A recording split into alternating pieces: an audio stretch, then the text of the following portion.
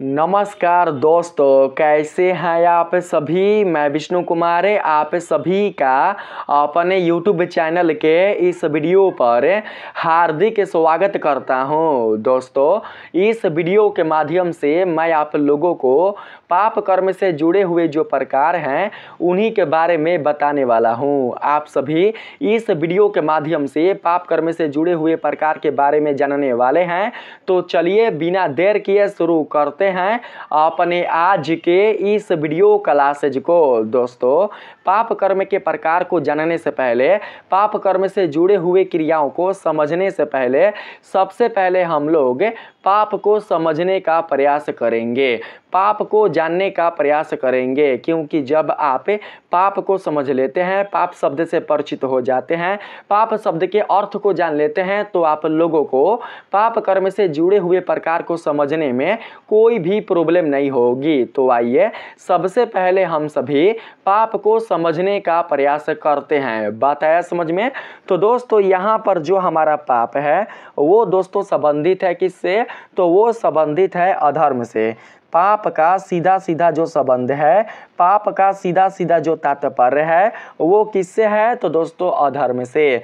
पाप का सीधा सीधा संबंध किससे है? तो पाप का सीधा सीधा संबंध अधर्म से है। दोस्तों, आप सभी जानते हैं कि इस संसार में जितने भी मनुष्य हैं, जितने भी प्राणी हैं, वो अपने जीवन में कोई ना कोई कर्म करते रहते हैं। इस संसार के जो मनुष्य हैं, इस संसार के जो प्राणी हैं, वो अपने जीवन में कोई ना कोई कर्म करते रहते हैं। इनके कर्मों को दोस्तों दो भागों में बांटा गया है, जिसमें पहला है सत्कर्म और दूसरा है कुकर्म।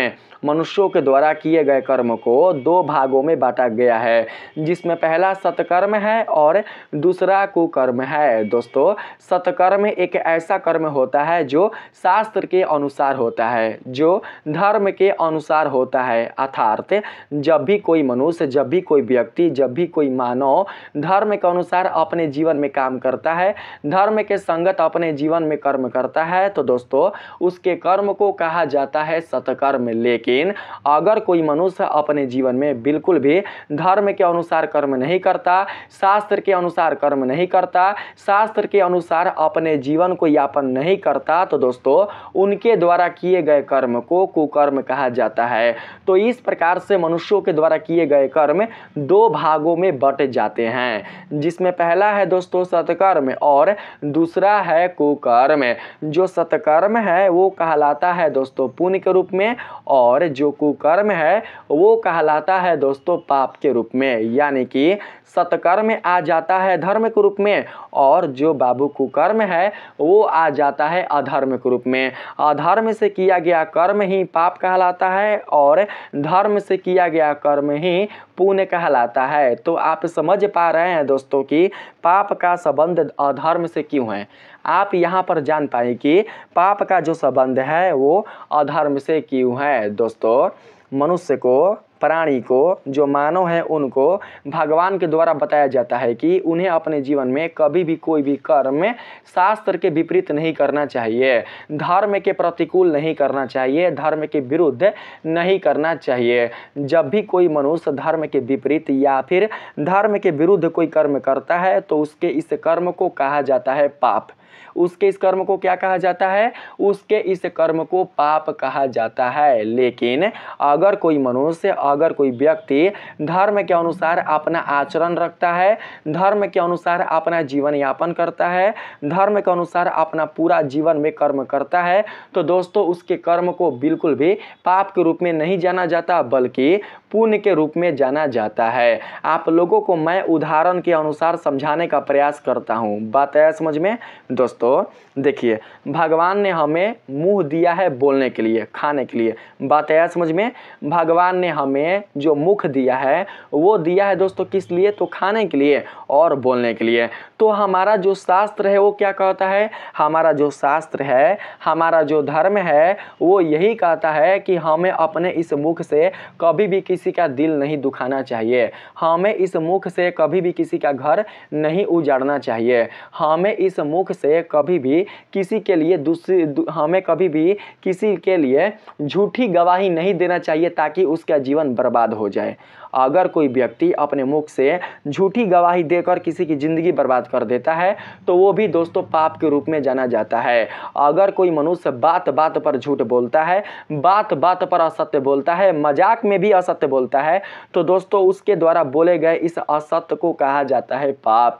क्या कहा जाता है? पाप। क्योंकि हमारा जो धर्म है, हमारा जो शास्त्र है, वो बिल्कुल भी इसका संकेत नहीं करता, इसका आदेश नहीं देता। वो बिल्कुल भी मनुष्यों को यह आदेश नहीं देता कि मनुष्य अपने मुख से असत्य बोले, मनुष्य अपने मुख से किसी का दिल दुखाए, मनुष्य अपने मुख से किसी का घर तोड़े, किसी की ईर्ष्या करे, किसी के बारे में गलत बोले, किसी को गाली दे, किसी को असभ्य बातें बोले। दोस्तों अगर हम किसी को अपने इस मुख से असभ्य बात बोलते हैं, अश्लील बात बोलते हैं, किसी के बारे में बुरा अगर हम बोलते हैं, किसी के बारे में अगर हम ईर्ष्या करते हैं, तो दोस्तों ये हमारे जो मुख द्वारा निकले गए बातें होते हैं वो किस रूप में जाने जाते हैं? वो जाने जाते हैं दोस्तों पाप के रूप में। किस रूप में? पाप के रूप में। बात आया समझ में? अब आ जाते हैं दोस्तों हम लोग यहाँ पर खाने के लिए। दोस्तों भगवान ने हमें यह मुख खाने के लिए दिया है, तो कौन सा खाना खाने के लिए दिया है? तो दोस्तों हमारा जो धर्म है, हमारा जो शास्त्र है, वो दोस्तों आदेश देता है सात्विक भोजन खाने के लिए, सात्विक भोजन ग्रहण करने के लिए। लेकिन आज के जो मनुष्य है वो क्या करते हैं? आज के जो मनुष्य हैं वो पशुओं को मारकर खाते हैं, वो पक्षियों को मारकर खाते हैं, अर्थात तामसी भोजन को ग्रहण करते हैं, जो कि बिल्कुल भी शास्त्र ऐसा आदेश नहीं देता। हमारा जो धर्म है वो बिल्कुल भी ऐसा आदेश नहीं देता। हमारा धर्म कहता है कि हमें निर्बल पर दया करना चाहिए, हमें निर्बलों पर करुणा रखना चाहिए। ठीक है, कहने का मतलब ये हुआ कि जो भी प्राणी निसहाय है, निर्बल है, हमें ऐसे प्राणियों पर दया रखनी चाहिए, हमें उनके प्रति अपने दिल में करुणा रखना चाहिए, दया रखना चाहिए, ना कि उन्हें मारकर खा जाना चाहिए, ना कि उन्हें कष्ट पहुंचाना चाहिए। लोग क्या करते हैं कि थोड़ी खुशी के लिए, लोग क्या करते हैं कि थोड़ा सा आनंद के लिए, थोड़ा सा जिहवा के स्वाद के लिए क्या करते हैं दोस्तों कि वो निर्दोष प्राणियों को मारकर खा जाते हैं। जो प्राणी निर्दोष होते हैं उनकी हत्या कर देते हैं और अपना पेट भर लेते हैं। तो आप ही बताइए, क्या मनुष्य के द्वारा किया गया यह कर्म सत्कर्म कहलाएगा? बिल्कुल भी नहीं कहलाएगा दोस्तों, बल्कि यह कुकर्म कहलाएगा। और जो कुकर्म है वही दोस्तों पाप है। जो कुकर्म है वही क्या है? वही दोस्तों पाप है। इसी प्रकार से दोस्तों अगर हम बात करें आगे, तो देखिए हमारा जो धर्म है, हमारा जो शास्त्र है, वो ये कहता है कि हमें अपने जीवन में कभी भी माता पिता और गुरु इनका अपमान नहीं करना चाहिए। ऐसे तो दोस्तों हमारा शास्त्र दुश्मनों का भी सम्मान करना सिखलाता है, जो हमारे दुश्मन होते हैं उनका भी सम्मान करना दोस्तों सिखलाता है। कौन? तो हमारा शास्त्र, हमारा धर्म। लेकिन अगर हम बात करें यहाँ पर माता पिता और गुरु का, तो दोस्तों हमारा जो शास्त्र है, हमारा जो धर्म है, वो यह सिखाता है कि हमें अपने जीवन में कभी भी माता पिता का दिल नहीं दुखाना चाहिए, माता पिता के साथ कभी भी ऐसा कोई व्यवहार नहीं करना चाहिए जिससे उनके आंखों में आंसू आए, उनका हृदय तड़प उठे। कभी भी ऐसा कर्म हमें अपने जीवन में नहीं करना चाहिए। संतानों को कभी भी ऐसा कर्म नहीं करना चाहिए। लेकिन अगर आप अपने दैनिक जीवन में देखिएगा, अगर दोस्तों आप लोग अपने सोसाइटी में देखिएगा, अपने समाज में देखिएगा, तो बहुत सारे ऐसे संतान हैं, बहुत सारे ऐसे व्यक्ति है जो कि अपने माता पिता का दिल दुखा चुके हैं। गुरु को छोड़िए ना, गुरु तो बाद में है, अभी गुरु को साइड में रखिए। जो व्यक्ति अपने माता पिता को अपने जीवन में श्रेष्ठ स्थान नहीं दिया, वो गुरु को क्यों श्रेष्ठ स्थान देगा? बताइए, वो गुरु को कहाँ से महत्व देगा? आप ही बताइए। दोस्तों आप देख सकते हैं कि जो बच्चे बड़े हो जाते हैं, जो बच्चे नौकरी को प्राप्त कर लेते हैं या कोई संसाधन प्राप्त करके अपना जीवन यापन करने लगते हैं और शादी कर लेते हैं, तो शादी के बाद उनका जो रवैया होता है, शादी के बाद उनका जो व्यवहार होता है माता पिता के प्रति, वो बदल जाता है। माता पिता के प्रति वो ऐसा व्यवहार करते हैं जैसा लगता है कि माता पिता के साथ उनका कोई संबंध नहीं है, माता पिता के साथ उनका कोई रिश्ता था ही नहीं। दोस्तों आपने अनुराधाचार्य जी का नाम सुना होगा, ठीक है। अनुराधाचार्य जी एक बहुत ही महान संत है, एक बहुत ही महान दोस्तों धर्मात्मा है। बात आया समझ में। तो दोस्तों आपने अगर उनके गौरी गोपाल आश्रम को देखा होगा तो दोस्तों आपने ये जरूर नोटिस किया होगा कि गौरी गोपाल आश्रम में बहुत सी माताएं रहती हैं। जो अनुराधाचार्य जी हैं, अनुराधाचार्य जी के जो वृद्धा आश्रम है, अनुराधाचार्य जी का जो वृद्धा आश्रम है, जो गौरी गोपाल आश्रम है, उसमें बहुत सी माताएं दोस्तों रहती हैं। तो आप ही बताइए दोस्तों कि ये जो माताएं हैं ये क्या बिना संतान की हैं? आप ही बताओ। ये माताएं बिना संतान की हैं? बिल्कुल भी नहीं। इन सभी माताओं के संतान हैं, इन सभी माताओं के ही पुत्र हैं। लेकिन इनके पुत्रों ने इनके साथ क्या किया? इनके पुत्रों ने इनके साथ बहुत ही गलत किया, इनको इनके ही घर से बाहर निकाल दिया। कहने का मतलब ये हुआ कि जो पुत्र हैं उन्होंने अपने माता पिता को अपने माता पिता के घर से ही बाहर निकाल दिया। तो क्या जो हमारा शास्त्र है, हमारा जो बाबू धर्म है, यह ऐसा आदेश करने के लिए करता है? बताइए, हमारा धर्म ऐसा आदेश देता है? बिल्कुल भी नहीं देता। लेकिन लोग ऐसा कर रहे हैं, लोग ऐसा कर्म कर रहे हैं बिना किसी भय के, बिना किसी डर के। उन्हें ये पता ही नहीं कि जो हम कर्म कर रहे हैं वो हमारे जीवन में कितना बड़ा घातक बन सकता है, आने वाले इसका जो परिणाम है वो कितना दुखदाई हो सकता है। दोस्तों किसी का कर्म या सत्कर्म, कहने का मतलब है किसी का कुकर्म या सत्कर्म कभी भी छिपता नहीं है, उसका फल आज नहीं तो कल जरूर मिलता है। अगर कोई व्यक्ति सत्कर्म करता है तो उसके इस सत्कर्म का फल आज नहीं तो कल जरूर मिलेगा। अगर कोई व्यक्ति अपने जीवन में कुकर्म करता है तो उसके इस कुकर्म का फल आज नहीं तो कल परिणाम के रूप में जरूर मिलेगा। तो दोस्तों हमें परिणाम से बचना चाहिए, क्योंकि आज जो हमारा ये जीवन है वो कल ऐसा नहीं होगा। कल का हमारा जो जीवन होगा वो आज के इस कर्म पर डिपेंड करता है, आज के इस कर्म पर निर्भर करता है। अगर आज हम अपना चरित्र बिगाड़ लेंगे, अगर आज हम अपने जीवन में कुकर्म कर लेंगे तो आने वाले परिणाम में हमारे जीवन के साथ भी कुकर्म ही होगा, यानी कि बुरा ही होगा, बिल्कुल भी अच्छा ही नहीं होगा। जो हमें कुकर्म का फल मिलेगा उसे हम भोग भी नहीं पाएंगे, इतना ज़्यादा दोस्तों हमारे साथ बुरा होगा। बात आया समझ में। तो कभी भी दोस्तों हमें अपने जीवन में कोई भी बुरा कर्म नहीं करना चाहिए। बात आ रहा है समझ में।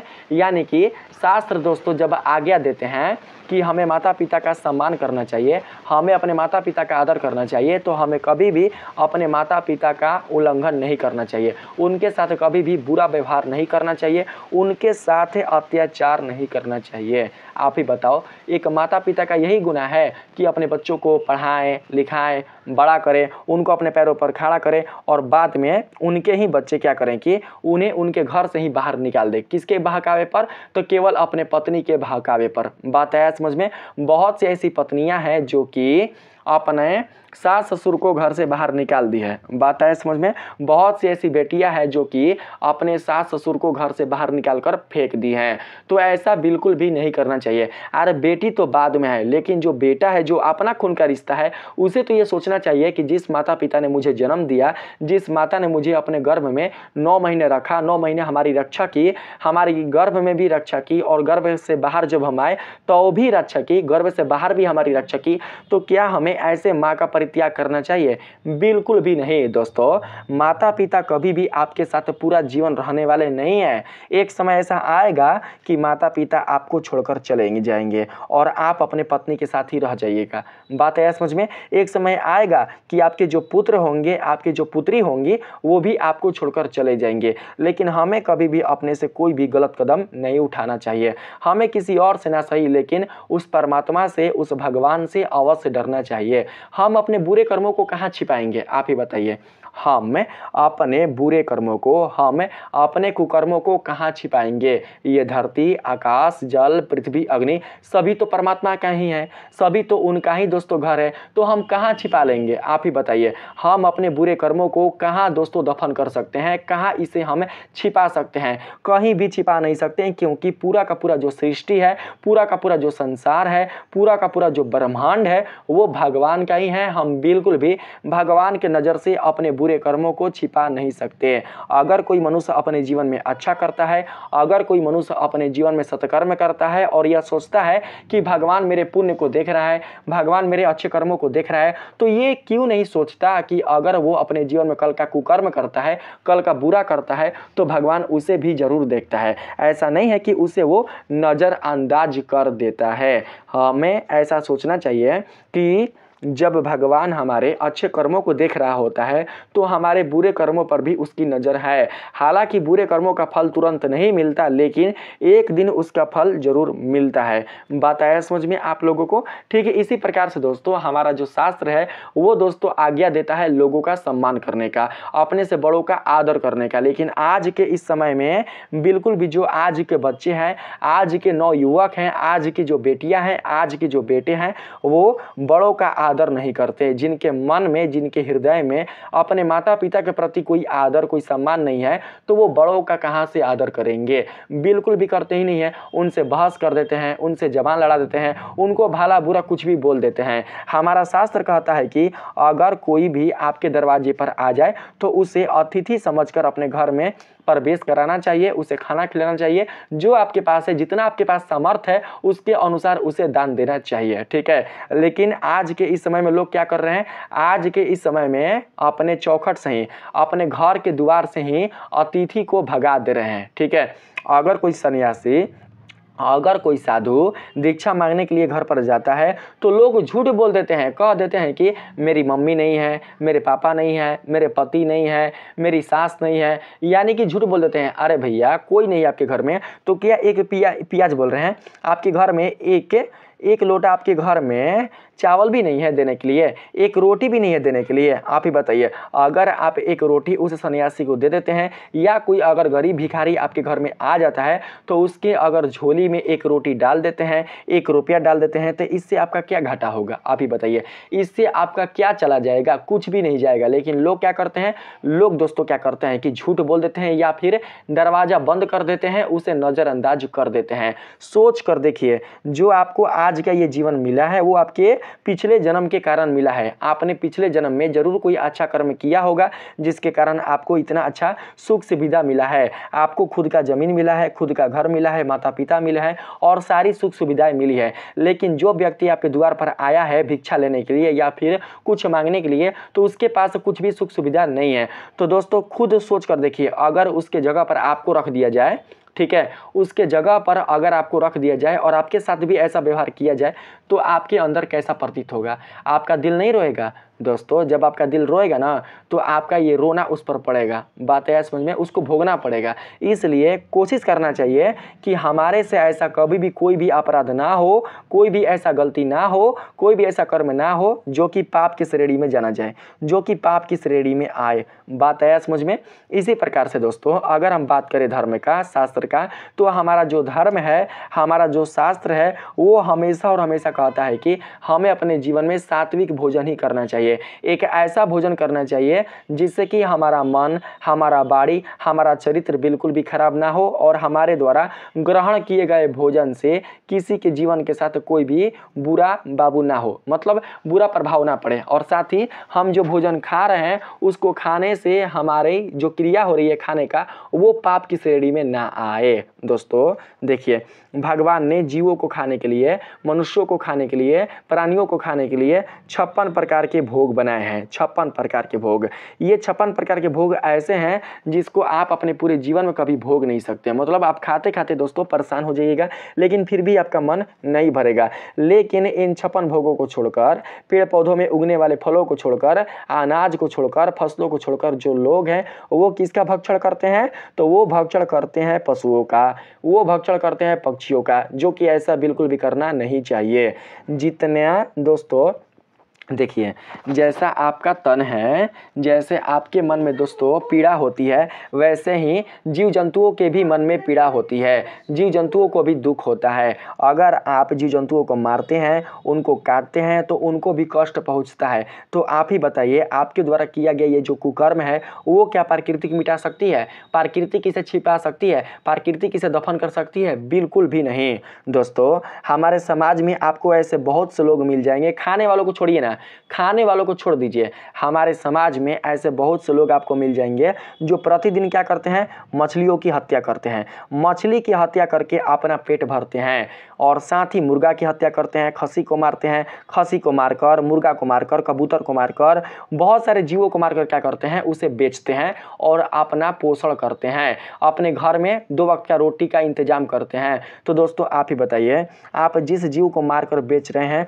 सबसे पहले आप इतना सोचिए कि उस जीव को कितना कष्ट पहुंचता होगा। अगर आपका थोड़ा सा उंगली कट जाता होगा तो आपको कितना दर्द होता होगा, कितना आपको कष्ट होता होगा। उसका पूरा का पूरा शरीर ही आप काट देते हैं, पूरा का पूरा आप उसका चाम कबार देते हैं, उसको जिंदा ही आप उसको मार देते हैं। तो सोचिए उसको कितना कष्ट पहुंचता होगा। हमें इस संसार के किसी भी प्राणी को मारने का कोई अधिकार नहीं है। हमें इस संसार के किसी भी जीव को हत्या करने का कोई भी अधिकार नहीं है। कोई भी अधिकार हमें शास्त्र नहीं देता कि हम किसी जीव की हत्या करें, हम किसी जीव को मार कर खाएं। दोस्तों, अगर हम बना नहीं सकते हैं तो हमें मिटाने का भी कोई अधिकार नहीं है। जो शास्त्र है, जो धर्म है, वो दोस्तों बिना किसी कारण के, बिना किसी उद्देश्य के पेड़ पौधों के जो फूल होते हैं, पेड़ पौधों की जो पत्तियां होती हैं, उसे भी तोड़ने का आदेश नहीं देती, बिना किसी उपयोग, बिना किसी उद्देश्य के। अगर उद्देश्य है आपका कि फूल को भगवान के चरण में चढ़ाना है, फूल से पूजा पाठ करना है, फूल से किसी चीज़ को सजाना है, तो आप तोड़ सकते हैं, वो भी आज्ञा लेकर। ठीक है, पेड़ पौधों से आज्ञा मांगिए, उसके बाद आप उनके पत्तियों को, उनके पुष्प को स्पर्श कीजिए। ऐसा दोस्तों हमारे शास्त्र कहते हैं, ऐसा हमारे धर्म कहते हैं। लेकिन लोग यहाँ पर बिल्कुल भी शास्त्र का, धर्म का बिल्कुल भी अपने जीवन में कोई स्थान नहीं देते हैं, कोई बिल्कुल भी महत्व नहीं देते, जिसके कारण कलयुग अपने चरम सीमा पर बढ़ते जा रहा है। दोस्तों, कलयुग की आयु 4,32,000 है। कितना? 4,32,000 है कलयुग की आयु, जिसमें से केवल 5,000 ही संपन्न हुए हैं। 5,000 ही केवल बीता है। बचा कितना? तो दोस्तों बचा है 4,27,000। तो सोचिए 4,27,000 अभी कलयुग बाकी है, 4,27,000 अभी कलयुग बाकी है, और केवल 5,000 कलयुग का काल ही व्यतीत हुआ है, बीता है। तो दोस्तों आने वाले इस कलियुग काल में आप सोच सकते हैं कि पाप कितना ज़्यादा बढ़ सकता है, पाप कितना ज़्यादा आगे जा सकता है। बात है समझ में? तो ऐसे में अगर हम भगवान का आश्रय नहीं लेते हैं, ऐसे में अगर हम शास्त्रों का अध्ययन नहीं करते हैं, धर्म के अनुसार अपना आचरण नहीं रखते हैं, तो आने वाले समय में जो मर्यादाएं होंगी वो खत्म हो जाएंगी, जो मर्यादा होगा वो हीन में बदल जाएगा। बात आया समझ में? दोस्तों, जो धर्म है, जो शास्त्र है, वो हमें बताता है कि हमें अपने बहन के साथ कभी भी कोई भी ऐसा काम नहीं करना चाहिए। देखिए, आप लोगों को मैं बताता हूँ, जो हम कर्म अपने पत्नी के साथ करते हैं, वैसा कर्म क्या अपने बहन के साथ कर सकते हैं, अपनी माँ के साथ कर सकते हैं? आप ही बताइए। जैसा कर्म हम अपनी पत्नी के साथ करते हैं, मतलब हम पत्नी से अपनी सारी बातें शेयर करते हैं, हम पत्नी के साथ शारीरिक संबंध बनाते हैं, हम पत्नी के साथ वो सारा काम करते हैं जो कि एक पति पत्नी के बीच में होता है। लेकिन क्या यही काम बाबू, क्या यही काम हम अपने बहन के साथ कर सकते हैं? यही काम हम अपने माता के साथ कर सकते हैं? यही काम अपने भाभी के साथ कर सकते हैं? यही काम हम अपने साली के साथ कर सकते हैं? यही काम हम किसी दूसरी पराई बेटी या दूसरी माता के साथ कर सकते हैं? नहीं कर सकते हैं। इसको कौन रोकता है? इसको दोस्तों धर्म रोकता है। इसको कौन रोकता है? इसको धर्म रोकता है। क्योंकि सारे के शरीर की बनावट एक जैसी है। जैसा शरीर का बनावट आपकी पत्नी का है, वैसा ही बनावट हमारी माता का भी है, हमारी बहनों का भी है, हमारी भाभी का, हमारी मौसी का, सारे के शरीर का बनावट वही है। बात है समझ में? लेकिन हम क्या करते हैं? हम बिल्कुल भी अपने मर्यादा को नहीं तोड़ते। हम मर्यादा के बंधन में रहते हैं, मर्यादा के बंधनों से बंधे हुए रहते हैं। तो ये मर्यादा दोस्तों कौन सिखाता है? ये मर्यादा तोड़ने का बाबू आज्ञा कौन नहीं देता? तो हमारा धर्म, हमारा शास्त्र, हमारा धर्म बिल्कुल भी मर्यादाहीन काम करने की आज्ञा नहीं देता। लेकिन जब आप दूसरे देशों में जाइएगा, जब आप ऐसे देशों में जाइएगा जहाँ पर धर्म का बिल्कुल भी कोई भी महत्व नहीं है, जहाँ पर बिल्कुल भी सत्य का, जहाँ पर शास्त्र का, जहाँ पर भगवान का कोई भी महत्व नहीं है, तो वहाँ पर आप लोगों को पति और पत्नी के बीच में मर्यादाहीनता तो आपको देखने को मिलेगा ही, साथ ही दोस्तों भाई बहन के बीच में, और साथ ही दोस्तों बेटे और माँ के बीच में, बेटे और साथ ही देवर भाभी के बीच में कोई भी आप लोगों को मर्यादा, कोई भी आप लोगों को जो संस्कार है वो देखने को नहीं मिलेगा। वहाँ पर सारे संस्कारहीन हैं, सारे मर्यादाहीन हैं। बात है समझ में? लेकिन हमारे भारत में ऐसा नहीं है। लेकिन हमारे भारत में भी ऐसा दिन प्रतिदिन होता जा रहा है। हमारे भारत में भी मर्यादाहीन होते जा रहे हैं लोग। तो आज अगर लोग शास्त्रों का अध्ययन नहीं करेंगे, अगर आज मर्यादा में नहीं रहेंगे, अपने भारत की संस्कृति को नहीं बचाएंगे, अपने भारत में जो संस्कार है उन संस्कारों को नहीं बचाएंगे, तो आने वाले समाज में, आने वाले समय में हमारा जो समाज होगा, हमारा जो देश होगा, हमारे जो आचरण होंगे वो बहुत ही दोस्तों खराब हो जाएंगे, वो बहुत ही मलिन हो जाएंगे, बहुत ही गंदे हो जाएंगे। हमारा जीवन नर्क बन जाएगा, जीते जी नर्क बन जाएगा। यानी कि दोस्तों अब भय नहीं रहेगा लोगों के अंदर। आने वाले समय में अगर हम अभी भगवान का आश्रय नहीं लिए तो आने वाले समय में बिल्कुल भी दोस्तों कोई मर्यादा नहीं रहेगा। किसी के भी बहन बेटी के साथ लोग क्या करेंगे, अपना तृप्ति शुरू कर देंगे करना, ठीक है, अपना जो हवस है वो पूरा करना शुरू कर देंगे, जो कि अभी हो भी रहा है। आप देख सकते हैं कि दूसरों की बेटी के साथ, दूसरों की माता के साथ लोग क्या करते हैं, वो दूसरों के साथ दोस्तों, दूसरे माता बेटियों के साथ वो बलात्कार कर देते हैं। क्या करने के लिए, तो अपना हवस पूरा करने के लिए। दोस्तों हमारा जो शास्त्र है, हमारा जो ग्रंथ है, वो ये आदेश देता है कि जब तक हमारी शादी ना हो जाए, जब तक किसी पुरुष या किसी स्त्री की शादी ना हो जाए तब तक उसे संयम से रहना चाहिए, तब तक उसे अपने जीवन में धैर्य से रखना, अपने जीवन में धैर्यपूर्वक रहना चाहिए। अपने जीवन में कभी भी कोई भी ऐसा कर्म नहीं करना चाहिए जिससे कि उसके जीवन में काफ़ी दुख मिले, उसका जीवन बर्बाद हो जाए। अगर कोई पुरुष है तो उसे शादी तक, जब तक उसका शादी नहीं हो जा रहा है, शादी तक उसे ब्रह्मचर्य का पालन करना चाहिए और भगवान का आश्रय ले लेना चाहिए। जो भी व्यक्ति ब्रह्मचर्य का पालन करते हैं, भगवान का आश्रय ले लेते हैं, वो अपने जीवन में कोई कुकर्म, कोई भी अधर्म नहीं कर पाते हैं, अधर्म से बच जाते हैं। बात आया समझ में। इसी प्रकार से बात करें महिलाओं का, इसी प्रकार से बात करें हम नारियों का, तो जो नारी हैं, जो महिलाएं हैं, वो बिना शादी से पहले, यानी कि जब तक उनकी शादी नहीं हो जाती, वो भी धर्म से रहे, ब्रह्मचर्य का पालन करे और साथ ही अपने कैरियर पर ध्यान दे, अपने जीवन को उज्जवल बनाने की कोशिश करे और शादी के बाद अपने इस पवित्र शरीर को किसको सौंपे, तो अपने पति को। आजीवन, पूरा जीवन एक ही पति को सौंपे। बात आया समझ में। ये कहता है हमारा शास्त्र, लेकिन आज लोग शास्त्रहीन काम कर रहे हैं। आज के जो लड़की हैं वो शादी से पहले ही पता ना क्या क्या कर बैठती हैं। आज के जो लड़के हैं वो शादी से पहले ही पता ना क्या क्या कर बैठते हैं। मुझे बताने की कोई भी ज़रूरत नहीं है आप लोगों को। बात आया समझ में। लड़के और लड़की दोस्तों इतने ज़्यादा कुकर्म कर रहे हैं कि इसका आप बिल्कुल भी गणना नहीं कर सकते, अंदाज़ा नहीं लगा सकते। दोस्तों मेरा एक दोस्त है, बात आया समझ में, उसका मेडिकल का दुकान है, ठीक है। उसके मेडिकल के दुकान पर मतलब आप समझ नहीं सकते 15 से लेकर 22 साल तक की लड़की, ठीक है, 15 साल से लेकर 22 साल तक की लड़की आती है स्वयं, कोई लड़का नहीं, स्वयं लड़की 15 साल से 22 साल तक की लड़की आती है स्वयं। क्या लेने के लिए, तो दोस्तों दवा लेने के लिए। कौन सा दवा, तो गर्भ निरोध दवा। कहने का मतलब है गर्भ का क्षय करने वाला दवा लेने के लिए आती है। बात आया समझ में। तो दोस्तों आप ही बताइए, क्या ये कर्म खराब कर्म नहीं है? आप ही बताओ।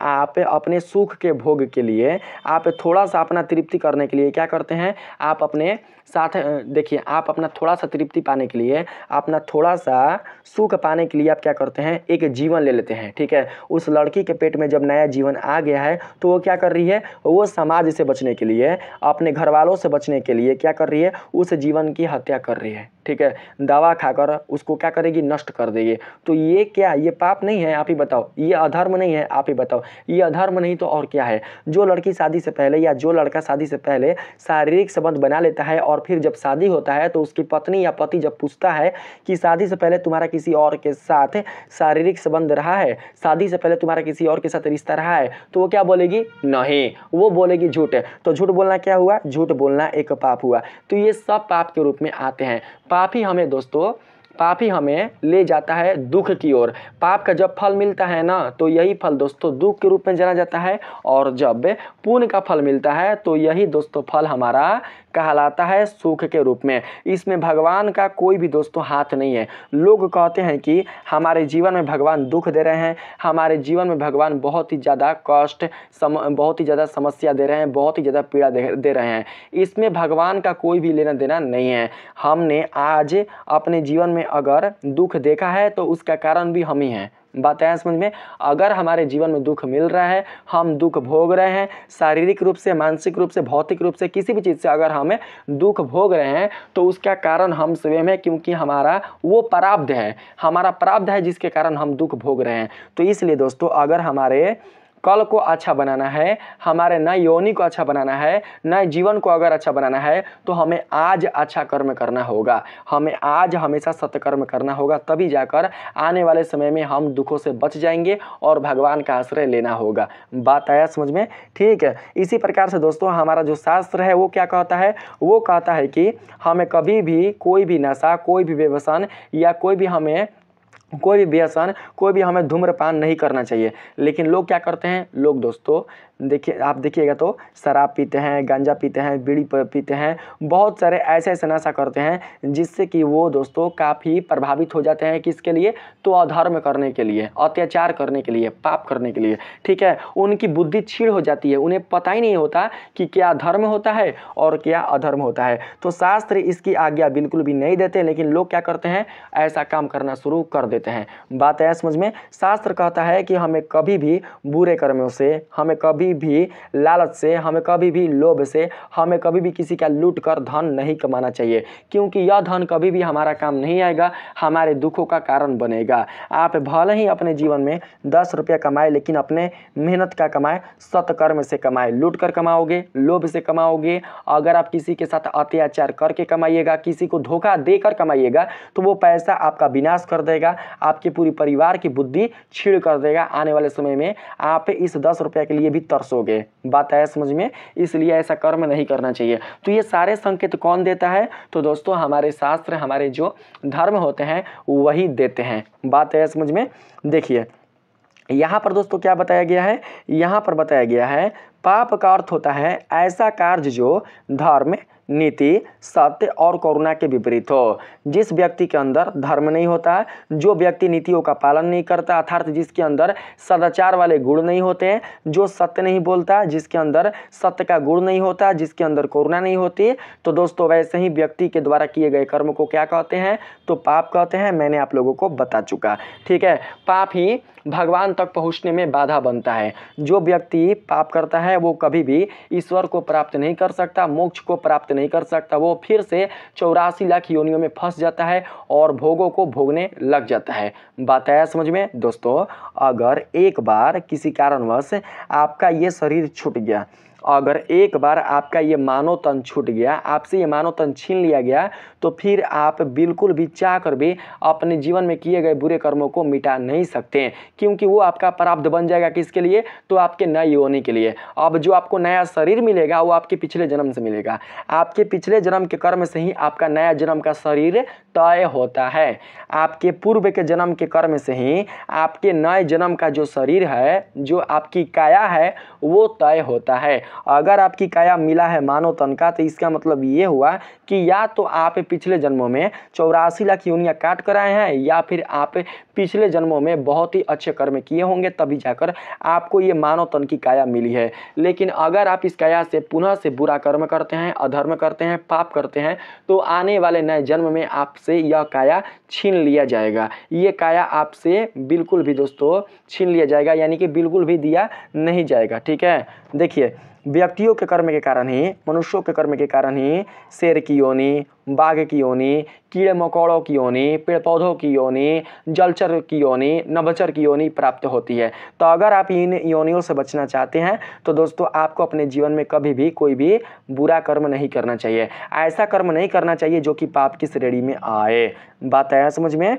अगर कोई पाप हो भी जाता है तो उसके लिए हमें भगवान का आश्रय लेना चाहिए, क्योंकि भगवान ही हमें अधर्म पाप से बचाते हैं, उन कर्मों से हमें बचाते हैं जिससे कि कोई पाप ना हो पाए। ठीक है, आगे देखिए इसमें क्या कहा गया है। इसमें कहा गया है दोस्तों, शास्त्रों के अनुसार पाप मुख्यतः 3 प्रकार से होते हैं। ठीक है, हमारे हिंदू धर्म के शास्त्र के अनुसार पाप के कितने प्रकार होते हैं? अर्थात पाप कर्म का हम प्रकार बताए हैं, पाप के प्रकार ना, पाप के प्रकार अलग होता है। ठीक है, यहाँ पर हम बता रहे हैं पाप कर्म के प्रकार, यानी जिस क्रिया के द्वारा हम पाप करते हैं। दोस्तों पाप करने के लिए भी क्या चाहिए? पाप करने के लिए भी क्रिया होना चाहिए। बिना क्रिया के हम पाप नहीं कर सकते। अगर आप कोई क्रिया करो ही ना तो आपसे पाप कहाँ से होगा। एक मूर्ति है, एक मूर्ति निर्जीव है, उसके अंदर कोई जीवन नहीं है, तो क्या उससे कभी पाप होगा? आप ही बताइए। कभी भी उससे कोई भी अधर्म, कभी भी कोई उससे पाप नहीं हो पाएगा। बात आया समझ में। लेकिन जब आप कोई कर्म करते हैं और आपके कर्म से दोस्तों कोई पाप हो जाता है तो देखा जाता है कि आपने किस कर्म से, अर्थात कर्म नहीं किस क्रिया से, कर्म नहीं किस क्रिया से, अगर आपके द्वारा किसी क्रिया से पाप होता है तो देखा जाता है कि आपने किस क्रिया से पाप किया है। शारीरिक क्रिया से पाप किया है, मन से पाप किया है, या आपने जबान से पाप किया है। दोस्तों हमारे जो पाप क्रियाएं हैं वो 3 प्रकार के होते हैं, जिसमें पहला होता है काया के द्वारा यानी कि शरीर के द्वारा, दूसरा होता है बोलने के द्वारा जो कि संबंधित है वाणी से, शरीर संबंधित है कर्म से, और जो विचार है वो संबंधित है मन से। ठीक है, मन में अगर आप बुरा ख्याल लाते हैं, मन में अगर आप किसी के बारे में बुरा सोचते हैं, किसी के लिए अगर आप बुरा षड्यंत्र दोस्तों बनाते हैं मन में, या किसी पराई बेटी माता बहनों को अगर आप गलत नज़र से देखते हैं, उनके बारे में गलत भावना अपने मन में सोचते हैं, तो ये भी पाप के रूप में जाना जाता है। तो इन 3 क्रियाओं से, ठीक है, इन 3 क्रियाओं से क्या होता है, इन 3 क्रियाओं से दोस्तों पाप होता है। एक और है जो कि बुद्धि के रूप में जाना जाता है, एक और है बुद्धि से। ठीक है, अगर आप बुद्धि लगाकर दोस्तों बुद्धि ना लेंगे, क्योंकि बुद्धि के कारण ही आप शरीर से कोई कर्म करते हैं, शरीर से कोई क्रिया करते हैं। बात है समझ में। शरीर से क्रिया तब तक नहीं हो पाएगी जब तक आपका बुद्धि आदेश नहीं देगा, बुद्धि संकेत नहीं देगा। तो यहाँ पर बुद्धि को नहीं लेंगे। यहाँ पर 3 प्रकार के पाप होते हैं, जिसमें पहला है शरीर के द्वारा, दूसरा है बोलने के द्वारा, और तीसरा है विचारों के द्वारा।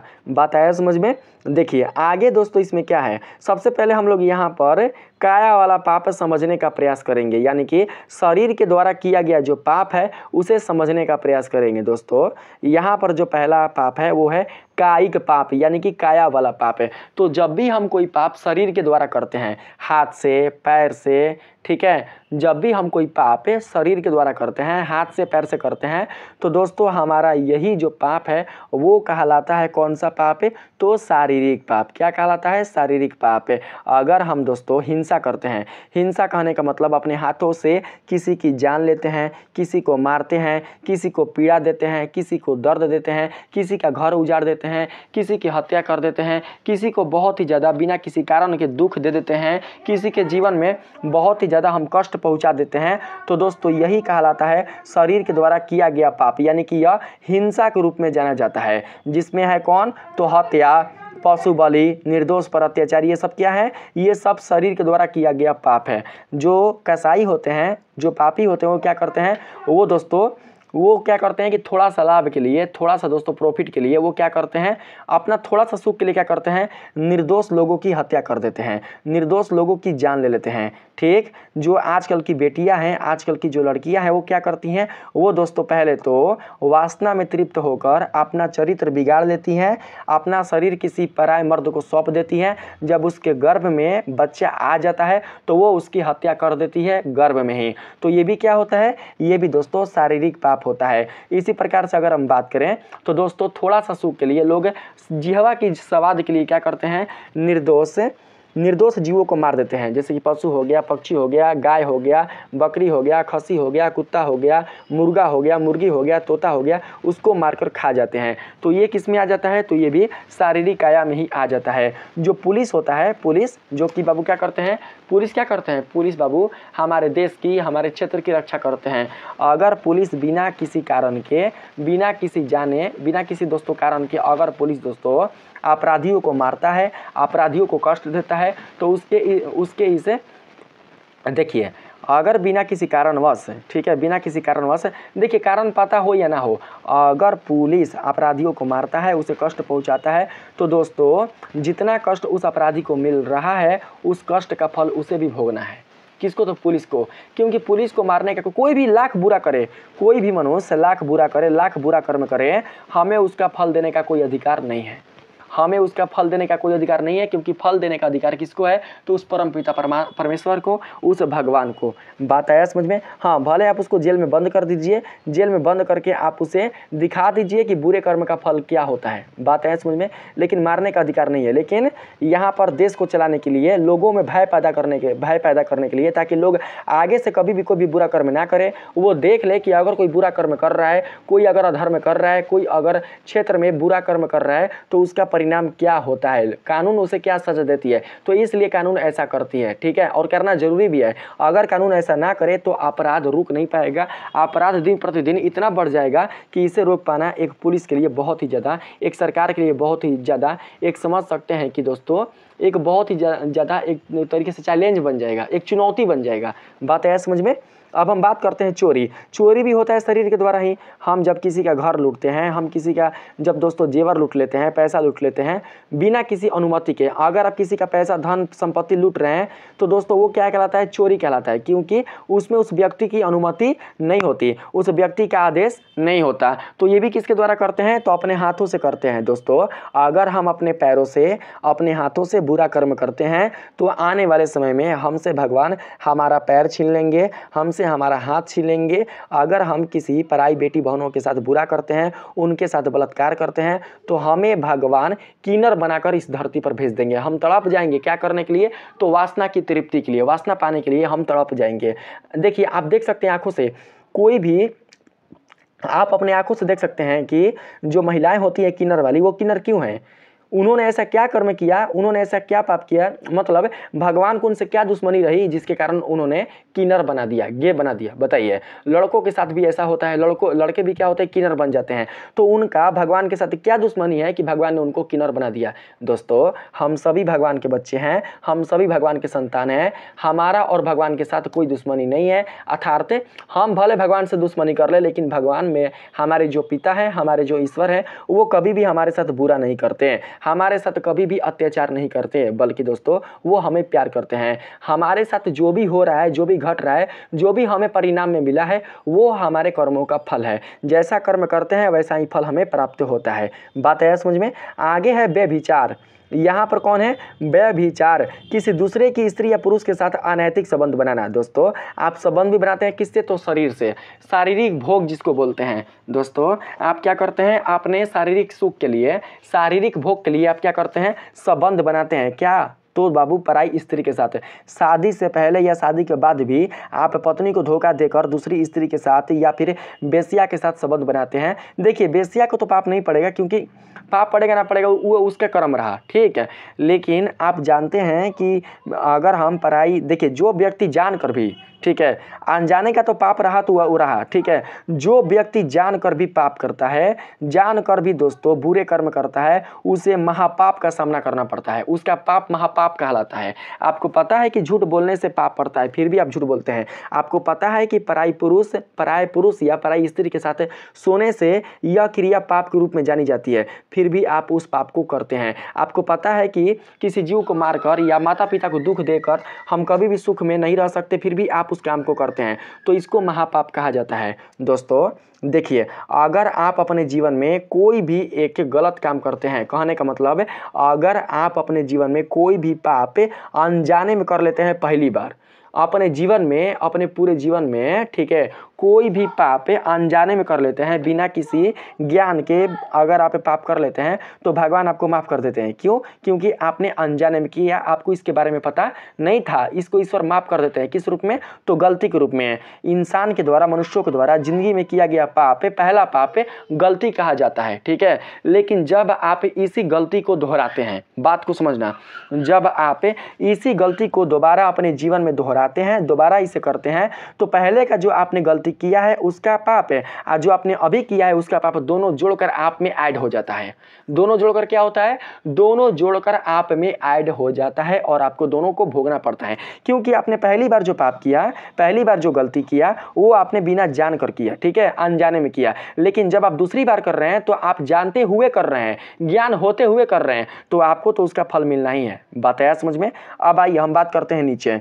अगला है वाणी से किए गए पाप। दोस्तों, जब भी हम हम अपने मुंह से किसी के साथ बुरा करते हैं, अर्थात अपने मुख से जो भी पाप करते हैं, तो यह कहलाता है वाचिक पाप, यानी कि वाणी से किया गया पाप कहलाता है। जैसे कि असत्य बोलना, असत्य बोलकर किसी का घर उजाड़ना, असत्य बोलकर किसी का पैसा लूटना, असत्य बोलकर किसी के साथ गलत करना, असत्य गवाही देकर, झूठा गवाही देकर किसी की जिंदगी बर्बाद करना, असत्य बोलकर किसी की जिंदगी के साथ खेलना, असत्य बोलकर किसी के जीवन में कड़वाहट पैदा करना, और साथ ही अपने इस मुख से, अपने वाणी के द्वारा किसी को दुख पहुंचाना, अपने वाणी के द्वारा किसी के आंखों में आंसू लाना, अपने इसी वाणी के द्वारा किसी के जीवन को नर्क बना देना, अपने इसे वाणी के द्वारा लोगों के जीवन में काफ़ी दुख पैदा कर देना, इसी वाणी के द्वारा लोगों का ईर्ष्या करना, लोगों के बारे में शिकायत करना, लोगों के बारे में निंदा करना, ये सब पाप के रूप में जाना जाता है।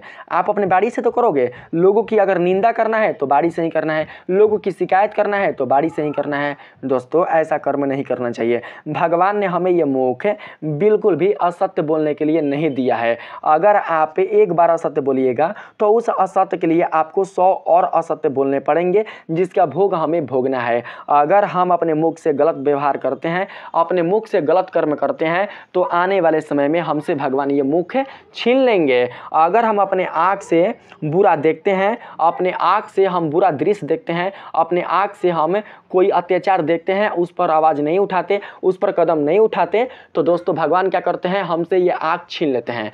भगवान ने हमें बिल्कुल भी बुरा बोलने के लिए मुख नहीं दिया, बुरा सुनने के लिए कान नहीं दिया, और साथ ही बुरा या असभ्य या चरित्रहीन दृश्य देखने के लिए आँख नहीं दिया। आज के जो बच्चे हैं वो बहुत सारे ऐसे चीज़ देख लेते हैं जो कि उन्हें देखना नहीं चाहिए। बात है समझ में? आपके सामने अगर कोई जीव कट रहा है तो आपको वहाँ पर आवाज़ उठाना चाहिए, उसे कटने से रोकना चाहिए। अगर आपके पास आँख है देखने के लिए, तो अगर कोई जीव को समस्या में है, काफ़ी कष्ट में है, काफ़ी दुख में है, तो आपको उसे बचाना चाहिए। आप देख रहे हैं कि वो कष्ट में है, आपके पास समर्थ है उसे बचाने का, तो बचाना चाहिए। बात है समझ में? ना बचाओगे तो आप पाप के भोगी बनोगे, पाप के भागीदार बनोगे। बात है समझ में? ऐसा हमारा शास्त्र कहता है। ठीक है, अगर कोई मरने वाला है, आपके बोलने से वो बच सकता है, आपके आवाज़ से उसकी जान बच सकती है, तो हमें उसकी जान बचा लेनी चाहिए, नहीं तो हम पाप के भागी बनते हैं, उसका फल भोगना पड़ता है। ठीक है, तो देख सकते हैं कहा गया है असत्य बोलना, कटु वचन बोलना। आप किसी का अपमान करोगे तो किससे करोगे? मुख से ही करोगे। एक गूंगा व्यक्ति किसी का अपमान कर सकता है, एक गूंगा व्यक्ति किसी का दिल दुखा सकता है, एक गूंगा व्यक्ति किसी का बिल्कुल भी बाबू शिकायत कर सकता है? नहीं कर सकता। जो बोलने वाला व्यक्ति है वही कटु वचन बोलकर किसी का दिल दुखा सकता है, किसी के जीवन में दोस्तों दुख भर सकता है, किसी के जीवन के साथ बुरा कर सकता है कटु बोलकर ही, और असत्य बोलकर किसी का पैसा संपत्ति लूट सकता है। बात है समझ में? आगे दोस्तों देखिए आगे क्या कहा गया है, चुगली और निंदा। बहुत से ऐसे लोग हैं जो कि भगवान का नाम नहीं जपेंगे, अपने जीवन में सुधार नहीं लाएंगे, अपने परिवार में और खुद में नहीं देखेंगे, लेकिन लोगों की चुगली करेंगे, दूसरों की निंदा करेंगे, यही उनका कर्म रह जाएगा। तो इस कर्म के लिए हम बिल्कुल भी 84 लाख योनि काटकर इस संसार में नहीं आए, इस संसार में जन्म नहीं लिए हैं। हमें निंदा और चुगली से बचना चाहिए, हमें दूसरों से ईर्ष्या नहीं करना चाहिए, बल्कि दूसरों के तरक्की से, दूसरों की सफलता से हमें प्रेरणा लेना चाहिए, उससे मोटिवेशन लेना चाहिए, और हमें भी उसके जैसा बनने का प्रयास करना चाहिए। बात है समझ में? आप लोग प्रेमानंद जी को अपना गुरु बना लीजिए, आपके जीवन से बहुत सारे दोस्तों जो बुरे कर्म होंगे वो छूट जाएंगे। अगला है झूठी गवाही। तो झूठी गवाही भी क्या है? सत्य को दबाकर झूठी गवाही देना भी क्या कहलाता है? पाप के रूप में जाना जाता है। तो ये 2 पाप थे। ठीक है, अब हम बात करते हैं मानसिक पाप, जो कि ये लास्ट पाप है। मानसिक पाप को कहा जाता है मन से किया गया पाप। जब भी आप मन से कोई पाप करते हैं तो उसी को मानसिक पाप कहा जाता है। किसी को बाबू देखिए, जब भी आप किसी के लिए मन में बुरा सोचते हैं, जब भी आप किसी माता बहनों को देखकर उसके प्रति आप मन में भोग का विचार लाते हैं, देखिए पराई माता पराई बहनों को देखकर आपके मन में जब भोग वाला विचार आता है, उसके शरीर को पाने का विचार आता है, अर्थात आपके मन में गलत और मलिन जो बातें हैं, गलत और मलिन जो दोस्तों भावनाएं हैं वो उत्पन्न होते हैं, तो इससे भी आप पाप के भोगी बनते हैं, पाप के भागी बनते हैं, पाप के भोगी बनते हैं। बात है समझ में? देखिए पराई वस्तु की इच्छा रखना, लालच, ईर्ष्या, दूसरों की चीज़ें पाने की इच्छा।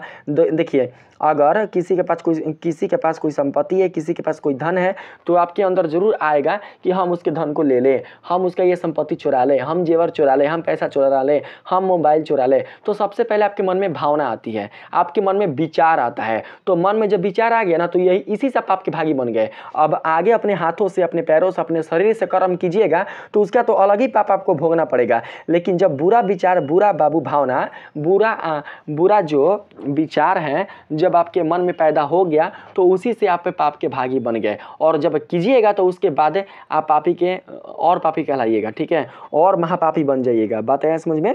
आगे किसी के लिए बुरा सोचना, हमें कभी भी अपने दुश्मनों के लिए भी बुरा नहीं सोचना चाहिए। बाबू, जो राम है उन्होंने रावण के बारे में कभी भी बुरा नहीं सोचा था। जो कृष्ण है उन्होंने कभी भी कंस के बारे में बुरा नहीं सोचा था, हमेशा उसके बारे में अच्छा ही सोचा था। हमें कभी भी अपने परिजनों के बारे में, अपने पत्नी के बारे में, अपने परिवार के बारे में, अपने समाज के लोगों के बारे में, हमें अपने दुश्मनों के बारे में कभी भी बुरा नहीं सोचना चाहिए और ना ही उसके प्रति बुरा ख्याल अपने मन में लाना चाहिए। यह भी पाप के रूप में जाना जाता है। अपने मन में कभी भी किसी के प्रति बुरा षड्यंत्र नहीं उत्पन्न करना चाहिए, बुरा षड्यंत्र नहीं लाना चाहिए। आप जानते हैं ना, देखिए आप लोगों ने ड्रम वाला केस सुना होगा। तो दोस्तों ड्रम वाला केस कैसे किया गया होगा? संपन्न। ड्रम वाला केस, जो ड्रम वाला केस आपने देखा, उस केस को संपन्न करने के लिए जो प्रेमी और प्रेमिका है दोनों ने पहले सोचा होगा, अपने मन में सोचा होगा। तो जब अपने मन में सोचा है ना अपने पति के प्रति, जो मुस्कान है उसने अपने पति के प्रति जब अपने मन में ऐसा सोचा कि हम अपने पति को ऐसे मारेंगे, ऐसे ड्रम में उसको पैक कर देंगे, तो उसके इस सोचने से वो पापी बन गई। उसके ऐसा सोचने से ही वो पापी बन गई। लेकिन उसने क्या किया? उसने इस षड्यंत्र से, उसने पहले षड्यंत्र रचा और उसने इस षड्यंत्र का अंजाम दिया, तो उसे तो भोगना ही है। बात आया समझ में? ठीक है। शत्रुता, घृणा, बदले की भावना कभी भी अपने जीवन में नहीं रखना चाहिए। कोई भी दुश्मन हो, कैसा भी दुश्मन हो, कितना भी पापी हो, कितना भी अधर्मी हो, कितना भी अत्याचारी हो, उसके प्रति बदले की भावना अपने मन में नहीं रखना चाहिए। भगवान है, ईश्वर है, उसको ऐसा भोगाएंगे कि वो भोग भी नहीं पाएगा। लेकिन उसके लिए हमें कभी भी अपने जीवन में बुरा कर्म नहीं करना चाहिए। कोई आपको गाली दे, कोई आपके माता पिता का अपमान करे, माता पिता बहन लगाकर गाली दे, तो हमें कभी भी उसके माता पिता को, बहन को गाली नहीं देना चाहिए, वरना उसके में और हम में कोई अंतर नहीं रह जाएगा। गाली देने वाले जो मनुष्य हैं, किसी के बारे में बुरा बोलने वाले या कटु वचन बोलने वाले जो मनुष्य हैं, वो ऐसा भोगते हैं कि बाबू वो भोग भी नहीं पाते हैं। ऐसा भगवान उसके साथ करते हैं। ठीक है। अगला है दूसरों की हानि की योजना बनाना। दूसरों की हानि की योजना बनाना, दूसरों को गलत नियत से देखना, दूसरों को गलत षड्यंत्र बनाकर, अर्थात बुरा षड्यंत्र बनाकर उसकी हत्या करना, उसे मार देना, उसकी संपत्ति लूटना, उसके साथ बुरा करना, उसके साथ अत्याचार करना, ये भी पाप के रूप में जाना जाता है। बात आया समझ में? अब हम बात करते हैं यहाँ पर अन्य विशेष प्रकार के पाप के बारे में। तो दोस्तों एक पाप है जिसको महापाप कहा जाता है। 4 प्रकार के पाप होते हैं जिसे मैं आप लोगों को नेक्स्ट वीडियो में बताऊंगा। ठीक है। देखिए कहा गया है कुछ पाप ऐसे माने जाते हैं जिन्हें महापाप कहा गया है, जिससे मनुष्य जल्दी बच नहीं पाता। ठीक है। जिसमें पहला है ब्रह्म हत्या। अगर आप ब्राह्मण की हत्या कर देते हैं तो आप इस पाप से नहीं बच सकते। जैसे कि भगवान इंद्र ब्रह्म हत्या कर दिए थे, ब्रह्म ज्ञानी की हत्या कर दिए थे। अब जब भगवान इंद्र से ब्रह्म हत्या हो चुका था, ब्राह्मण की उसने जब हत्या कर दिया था, तो दोस्तों भगवान इंद्र को तपस्या करना पड़ा था। किसकी? तो भगवान विष्णु की। भगवान इंद्र ने कई वर्ष तक तपस्या किए थे। तपस्या के बाद जब भगवान प्रकट हुए तो उन्होंने वरदान दिया कि तुम अपने इस पाप को सृष्टि के 4 भागों में समान रूप से वितरित कर दोगे तो इस पाप से बच सकते हो, अर्थात ब्रह्म हत्या से मुक्त हो सकते हो। तो दोस्तों जो भगवान इंद्र हैं उन्होंने अपने पाप को 4 बराबर भागों में बांटकर 4 लोगों में वितरित कर दिया, जिसमें पहला धरती है, दूसरा जल है, तीसरा स्त्री है, जल, धरती, स्त्री, और दोस्तों चौथा कौन है? तो चौथा दोस्तों हम शायद भूल रहे हैं। चौथा कोई और है जिसके बारे में हम नहीं जानते हैं। पहला जल, दूसरा है दोस्तों धरती, तीसरा पेड़ है, पेड़ यानी कि वृक्ष, और चौथा है दोस्तों कौन? तो चौथा है नारी। तो जो इंद्र का पाप है ना, इंद्र के इसी पाप के कारण नारी को कौन सा बाबू पाप मिला, यानी कि कौन सा कष्ट मिला? तो मिला है मासिक धर्म का। जो इंद्र के पाप है ना, उन्होंने अपने इस पाप को जब 4 बराबर भागों में बांटा, धरती माता में और फिर जब उन्होंने वृक्षों में बांटा और जब धरती माता, जल, वृक्ष और नारी इन 4 बराबर भागों में जब उन्होंने अपने पाप को बांटा तो दोस्तों उनके पाप के कारण ही नारी को मासिक धर्म का कष्ट हर महीने भोगना पड़ता है। बात आया समझ में? यानी कि ये पाप छिपा नहीं, नारी को भोगना पड़ रहा है। बात आया समझ में?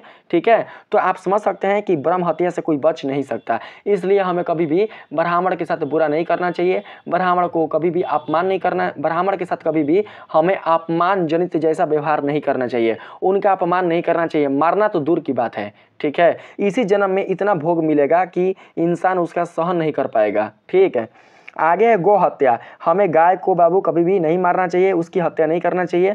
अगर किसी मनुष्य के पास गौ हत्या का पाप लग जाता है तो उसे बहुत ही ज़्यादा भोगना पड़ सकता है, क्योंकि गाय माता में ही 33 कोटि देवी देवता का वास होता है। गाय को ही भगवान के रूप में जाना जाता है। इसीलिए हिंदू धर्म में कहा जाता है कि पहली रोटी गाय को, हिंदू सनातन धर्म में कहा जाता है पहली रोटी गाय को और अंतिम रोटी कुत्ते को दिया जाता है। लेकिन लोग नहीं देते हैं, लोग बिल्कुल भी नहीं देते, एक कण का दाना नहीं देते। मत दो, क्या हमें उससे क्या। बाल हत्या। जो भी महिलाएं, जो भी लड़कियां अपने सुख के लिए अपने यौन यक्ष, जो भी लड़कियां, जो भी महिलाएं, जो भी माताएं, केवल और केवल माता नहीं लेंगे यहाँ पर, ठीक है, यहाँ पर केवल महिला और हम यहाँ पर स्त्री लड़की की बात करते हैं। जो भी महिला, स्त्री या लड़की अपने सुख के लिए, अपने थोड़ी सी कामना के लिए, केवल यौन कामना पूरा करने के लिए, केवल शारीरिक संबंध से सुख पाने के लिए जो अपने गर्भ में ही बच्चे को मार देते हैं, बाल हत्या कर देते हैं, तो उसका भी भोग भोगना पड़ता है, जो कि महापाप के रूप में जाना जाता है। अगला है मद्यपान, चोरी, पर स्त्री गमन।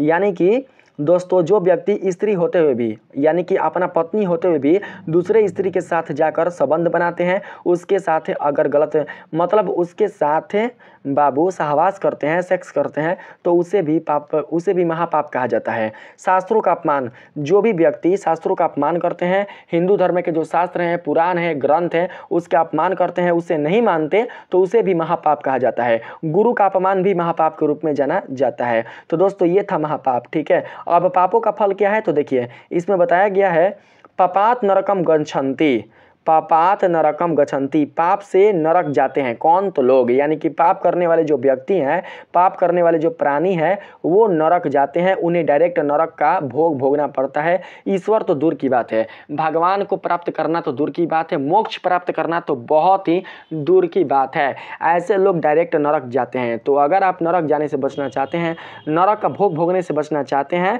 तो आपको पाप कर्म छोड़ना होगा, पाप से बचना होगा, अधर्म के आचरण को त्याग करना होगा और जो धार्मिक आचरण है उसे अपनाना होगा। बताया समझ में? देखिए आगे क्या कहा गया है। आगे कहा गया है शास्त्रों के अनुसार पाप के अनुसार ही जीव को नरक, पुनर्जन्म या दुखद जीवन मिलता है। मैंने बताया ना, जो मनुष्य है, जो प्राणी है, वो अपने दुखों का स्वयं कारण बनता है, कोई और नहीं है। ठीक है, अपने दुखों का, अपने कष्टों का, अपने भोगों का स्वयं कारण बनता है, कोई और बिल्कुल भी नहीं है। इसलिए हमें कभी भी अपने जीवन में, यानी कि सुख में कभी भी हमें पाप आचरण नहीं करना चाहिए। कभी भी सुख में ये नहीं भूलना चाहिए कि जो हम पाप कर रहे हैं उसका परिणाम हमें भोगना है। ठीक है, जो परिणाम में मिलेगा उसे हमें भोगना है। ठीक है, हिंसा में आ जाएगा नरक या पशु योनि। जो व्यक्ति हिंसा करते हैं, जो व्यक्ति मारते हैं, काटते हैं, अत्याचार करते हैं, मतलब हत्या वाला काम करते हैं, उसे नरक या पशु की योनि मिलती है। ठीक है, दूसरा है चोरी। बाबू पशु क्या करता है, जानवर क्या करते हैं, जानवर पूरा जीवन जब तक जिंदा रहता है जानवर तब तक हिंसा ही करता है। सांप जीवों को मारकर खाता है, गिद्ध, चील जीवों को मारकर खाता है, शेर, बाघ और लकड़बग्गा, चीता, ये सब क्या करता है, जीवों को मारकर खाता है। बंदर, खतरनाक बंदर, ये भी जीवों को मारकर खाते हैं। कीट पतंगे जीवों को मारकर खाते हैं। तो ऐसा योनि मिलता है। लो, जिंदगी भर मारते रहो। अगला है चोरी। चोरी में क्या होता है कि जब आप किसी की चोरी करते हैं, किसी का धन संपत्ति जब आप लूटते हैं, आभूषण लूट लेते हैं, धन लूट लेते हैं, तो ऐसे में क्या होता है कि उस व्यक्ति को दरिद्रता का भोग भोगना पड़ता है, यानी कि भिखारी जैसा जीवन व्यतीत करना पड़ता है। लोग उसे अपमान की दृष्टि से देखते हैं, कहीं पर भी उसे बिल्कुल भी सम्मान नहीं मिलता, कोई भी उसे बिल्कुल भी उसे सम्मान नहीं देता। ठीक है, अगला है व्यभिचार। जो व्यक्ति अपने जीवन में व्यभिचार करते हैं, पर स्त्री गमन करते हैं, पराई स्त्री माँ बहनों के साथ गलत करते हैं, उसे गलत नज़रों से देखते हैं। ठीक है, और लड़कियों के साथ जब दोस्तों लड़कियों के देखिए लड़कियों को शादी के साझा देकर, लड़कियों को शादी के साझा देकर उसके शरीर के साथ खेलते हैं और खेलकर फिर उसे छोड़ देते हैं, तो उसे भी रोग युक्त शरीर के साथ भोगना पड़ता है, यानी उसके शरीर में रोग पैदा हो जाता है।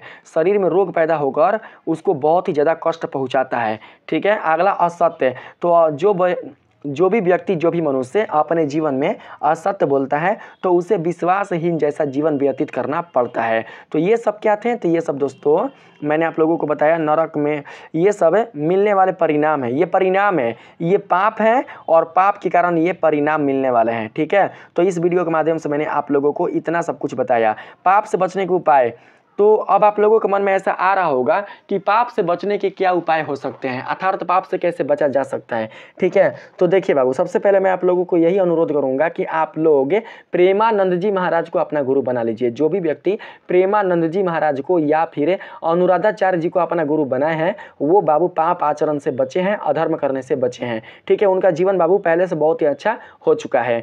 देखिए इसमें पहला नंबर है सत्संग व ध्यान। अगर आप सत्संग करते हैं, धर्म याटन मतलब तीर्थ याटन करते हैं, तीर्थ स्थल पर जाते हैं, भगवान का नाम जप करते हैं, ईश्वर का नाम जप करते हैं और अपना मन अपना ध्यान ईश्वर में लगाते हैं, तो आप क्या कर सकते हैं कि पाप से बच सकते हैं। यानी कि अच्छे लोगों की संगति और आत्मनिरीक्षण, यानी कि आप भगवान का जब बाबू स्मरण करते हैं तो भगवान आपको पापों से बचाते हैं, या पापों के जो फल मिलते हैं, जो प्रारब्ध आपको मिलता है उससे लड़ने की शक्ति मिलती है। आपको भगवान शक्ति देते हैं। जैसे कि देखिए आपका प्रारब्ध है, सुनना, प्रारब्ध है कि आपको कांटों पर चलना है। ठीक है, आपके पूर्व जन्म का प्रारब्ध है। पूर्व जन्म में आपने जो भी बुरे कर्म किए हैं, बुरे कर्म का जो फल मिलता है उसी को प्रारब्ध कहा जाता है।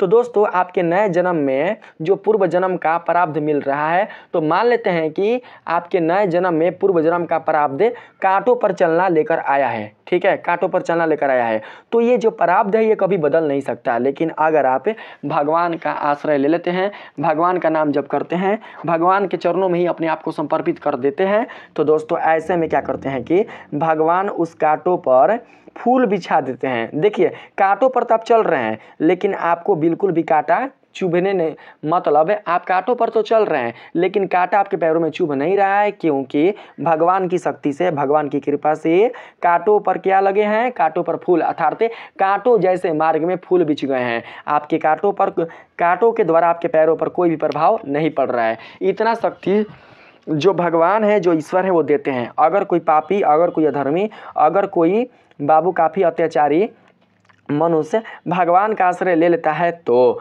अगला है प्रायश्चित। जो मनुष्य अपने पापों का प्रायश्चित कर लेता है, वो जान लेता है कि हाँ हमने अपने जीवन में पाप किया है, हमने अपने जीवन में अधर्म कर लिया है। तो जो मनुष्य अपने पापों को प्रायश्चित कर लेता है तो उससे भी क्या हो सकता है? अपने पाप से वो मुक्त हो सकता है, भगवान उसे क्षमा कर सकते हैं। दान और सेवा, पुण्य के कार्य से पाप कम होते हैं। बाबू अगर आपके जीवन में कष्ट है, दुख है, आप भोग रहे हैं, अगर आप पुण्य करते हैं, लोगों की सेवा करते हैं, लोगों के साथ अच्छा करते हैं, लोगों के साथ हमेशा आप सत्कर्म वाला काम करते हैं, हमेशा आप उनके उन्नति के लिए काम करते हैं, उनके जीवन बाबू उनके साथ हमेशा आप अच्छे व्यवहार करते हैं, तो आप इस व्यवहार से, इस कर्म से क्या कर सकते हैं? पाप से बचते हैं, आपके पाप कम होते हैं। अगला है ईश्वर का नाम स्मरण। राम कृष्ण शिव नारायण, आपके गुरु से जो भी नाम मिले, अगर आप उसका नाम का स्मरण करते हैं, नाम जप करते रहते हैं, तो आप उससे भी मुक्त हो सकते हैं। ठीक है, उन पापों से आप बच सकते हैं। निष्कर्ष यही निकलता है कि पाप से बचना ही सबसे बड़ा धर्म है। पाप से बचना क्या है? सबसे बड़ा धर्म है। यानी जो व्यक्ति पाप आचरण नहीं करते हैं, जो व्यक्ति अधर्म नहीं करते हैं, पाप से बच जाते हैं, वो परिणाम में आने वाले समय में भगवान को प्राप्त कर लेते हैं। उन्हें बाबू परलोक में भी क्या मिलती है? परलोक में भी सुख मिलती है, परलोक में भी भगवान का उसे आश्रय मिल जाता है। ठीक है, बस आप अपना कल्याण कर लो, दुनिया को छोड़ो, केवल अपना कल्याण कर लो। केवल आप पापों से बच जाओ, आप केवल और केवल कुकर्मों से बच जाओ, अधर्मों से बच जाओ, आपका कल्याण हो जाएगा। आप इस संसार में अकेले आए हैं, जाना भी आपको अकेले है। इसलिए कर्म भी आपको अकेले ही करना है। दूसरे के कर्म को देखकर आपको बुरे कर्म करना शुरू नहीं कर देना है। दूसरा अगर बुरा कर्म कर रहा है तो ऐसा नहीं कि हम भी उसके कर्मों को अपना ले। हमें इस संसार में बुरे कर्मों को छोड़ना है और अच्छे कर्मों को अपनाना है, क्योंकि ईश्वर ने हमें विवेक दिया है, ईश्वर ने हमें ज्ञान दिया है, बुद्धि दिया है। तो हमें इस बुद्धि का 100% प्रयोग करना है। अपने विवेक से देखना है, अपने विवेक से यह देखना है, यह तय करना है कि हमारे लिए क्या उचित है और हमारे लिए क्या अनुचित है। बात आया समझ में? तो यहाँ पर देख सकते हैं कहा गया है पाप चाहे कर्म वचन या मन से किया जाए उसका प्रभाव आत्मा पर पड़ता है, अर्थात आत्मा जो है वो बाबू काफ़ी भोगी बन जाता है। ठीक है, इसलिए मन वचन और कर्म इन तीनों को पवित्र रखना ही हमारा धर्म है। मन को, वचन और कर्म को। मन होता है मानसिक क्रिया के द्वारा, वचन होता है मुख के द्वारा, कर्म होता है शरीर के द्वारा। तो इन तीन चीज़ों को पवित्र रखेंगे तो कभी भी हमारा शरीर, हमारा मुख और हमारा मन मलिन नहीं होगा, पाप की श्रेणी में नहीं आएगा। ठीक है, इन्हें तीनों को पवित्र रखना ही हमारा धर्म है। भगवान के नाम, सेवा, दया और शुद्ध जीवन शैली से ही हम पाप मुक्त जीवन से जी सकते हैं, पाप मुक्त जीवन जी सकते हैं, यानी कि हमारा जीवन पाप से बच सकता है। सेवा ही हमारा धर्म है, हमें सेवा करना चाहिए, लोगों की सेवा करना चाहिए और हमेशा धर्म से संबंधित धर्म युक्त आचरण करना चाहिए। हमारे कर्म कैसा होना चाहिए? हमारा कर्म सत्कर्म वाला होना चाहिए, ना कि कुकर्म वाला होना चाहिए। तो दोस्तों इस वीडियो के माध्यम से मैं लोगों को भी और मेरे जितने भी स्टूडेंट हैं, जितने भी विद्यार्थी हैं, उनको भी मैंने ये बताने का प्रयास किया है कि आपका नया नया जीवन स्टार्ट हुआ है, अभी आपको बहुत ही लंबा जीवन जीना है, लेकिन आप अपने जीवन में कभी कोई पाप ऐसा ना करना जिससे कि आपकी समृद्धि, आपकी संपन्नता रुक जाए, आपकी समृद्धि बिल्कुल भी आगे ना बढ़ पाए। ठीक है, देखिए अगर आपके भविष्य में संपत्ति लिखा हुआ है, अगर आपके भविष्य में संपन्नता लिखा है और आप अभी ही बुरे कर्म कर लेते हैं, अधर्म कर लेते हैं, पाप कर लेते हैं, तो आने वाले समय में आपकी जो संपन्नता है, मिलने वाला जो संपन्नता होगा ना आपके जीवन में, वो भी मिट जाएगा। देखिए बहुत से ऐसे व्यक्ति हैं जो पढ़े लिखे हैं, बहुत से ऐसे मनुष्य हैं, बहुत से ऐसे स्टूडेंट हैं जो पढ़ लिखकर डिग्री लेकर भटक रहे हैं, लेकिन उन्हें बिल्कुल भी कामयाबी नहीं मिल रही है, उन्हें बिल्कुल भी सफलता नहीं मिल रही है, क्योंकि जैसे ही सफलता मिल रही है उनका जो प्रारब्ध है, उनके पूर्व जन्म के जो पाप है वो उनको गिरा दे रहे हैं। ठीक है, तो अगर हमें सफलता पाना है, हमें अपने जीवन में कामयाब होना है, हमें अपने जीवन को समृद्ध बनाना है, तो हमें अपने आज के बुरे कर्मों से बचना है। पहले जो हो गया वो हो गया, हमें आज के बुरे कर्मों से बचना है। बात आया समझ में? तो वीडियो अगर पसंद आया है तो वीडियो को लाइक करिएगा। चैनल को यदि आपने अभी तक बिल्कुल भी सब्सक्राइब नहीं किया है तो सब्सक्राइब जरूर से कर लीजिएगा। मिलेंगे फिर से एक नए वीडियो के साथ, तब तक के लिए आप सभी को दिल से धन्यवाद। राधे राधे।